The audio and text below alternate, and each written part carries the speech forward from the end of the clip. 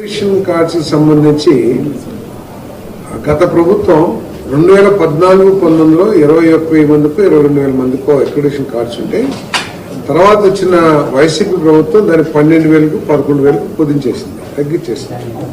ఈ ప్రభుత్వం జర్నలిజంలో ఉన్న ప్రతి సోదరుడికి నిబంధనల ప్రకారం ఎక్కువ మందికి ఇవ్వాలనే ఆలోచనతో ఒక కొత్త పాలసీ తీసుకురావడంలో కొంత ఆలస్యం జరిగింది. ఎందుకంటే ఈ సోషల్ మీడియా కానివ్వండి, యూట్యూబ్ ఛానల్స్ కానివ్వండి, వీళ్ళకి ఏ విధంగా అవకాశం కల్పించాలి అనే ఆలోచనతో మేము దేశవ్యాప్తంగా ఉన్న పాలసీస్ ఇతర రాష్ట్రాల్లో కానివ్వండి, కేంద్ర ప్రభుత్వం పాలసీని కానీ వీటన్నిటిని స్టడీ చేయటంతో దీని మీద ఒక నిర్ణయం తీసుకుంటానికి ఆలస్యం జరిగింది.